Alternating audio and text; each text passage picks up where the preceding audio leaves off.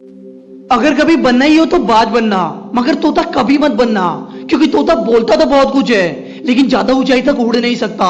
और बाज बोलता बहुत कम है लेकिन सबसे ऊंचाई पे उड़ता है और सारे पंछियों का राजा कहलाता है बाज।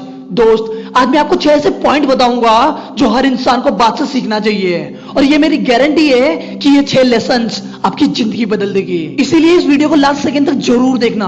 पहला लेसन, बाज हमेशा अकेले उड़ता है और सारे पंछियों के मुकाबले सबसे ऊपर उड़ता है। बाज कभी भी चिड़िया या छोटे पंछियों के साथ नहीं उड़ता। बाज या तो बाज के साथ उड़ेगा या फिर अकेले उड़ेगा। और इससे हमें यह सीख मिलती है कि हमेशा छोटी सोच वाले लोगों से दूर रहो और अकेले रहो, क्योंकि यही वो वक्त होता है जब हमें खुद को जानने का मौका मिलता है। दूसरा लेसन, बाज का विजन और फोकस एकदम क्लियर होता है। बाज अपना शिकार 5 किलोमीटर दूर से ही देख लेता है और उसे एक बार अपना शिकार दिख जाए फिर रास्ते में चाहे जितनी भी मुश्किलें क्यों ना आ जाए, बाज उस लक्ष्य को पूरे किए बिना दम नहीं लेता।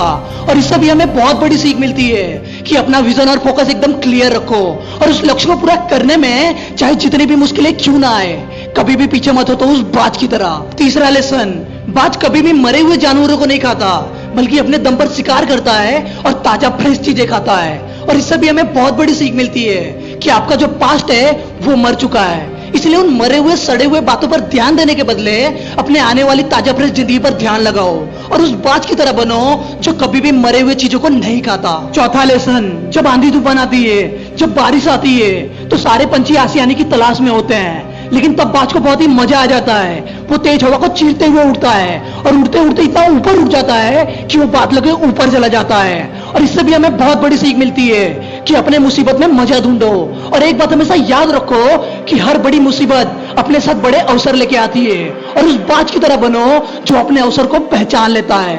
पांचवा लेसन, बाज हमेशा अपने घोंसलों में से सॉफ्ट घास को निकाल देता है ताकि उसका बच्चा अपने घोंसलों में कंफर्टेबल ना हो सके, क्योंकि बाज को यह पता होता है कि अगर उसका बच्चा एक बार अपने घोंसले में कंफर्टेबल हो गया तो वो ज्यादा ऊंचाई तक उड़ नहीं पाएगा। और इससे भी हमें बहुत बड़ी सीख मिलती है कि अपने कंफर्ट जोन से बाहर निकलो। आप अपने कंफर्ट जोन में जितना ज्यादा रहने लगोगे आपकी लाइफ उतनी ज्यादा अनकंफर्टेबल होने लगेगी। छठा लेसन, जब बाज 40 साल का हो जाता है तो उसके चोंच जिससे वो शिकार करता था वो टेढ़े होने लगते हैं। उसके नाखून जिससे वो शिकार को दबोचता था वो नाखून भी टेढ़े होने लगते हैं। उसके पंख जिससे वो बादलों को चीरता हुआ बादलों के ऊपर से उड़ता था वो पंख भी भारी होने के चलते वो ठीक से उड़ भी नहीं सकता।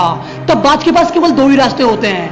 पहला ये कि वो 40 की उम्र में तड़प के मर जाए, और दूसरा ये वो एक ऐसी प्रोसेस से गुजरे जो बहुत ही दर्दनाक होता है, जिसमें उसे अपने चोंच चट्टान से पटक के तोड़ने होते हैं, अपने नाखून पत्थर पे रगड़ने होते हैं, जो बहुत ही दर्दनाक होता है। लेकिन बाज हर वो दर्द को सहता है और कुछ दिन बाद जब उसके नए चोंच आ जाते हैं तो उससे वो अपने पंख को भी काट डालता है जो अब उड़ने के लायक नहीं बचे थे।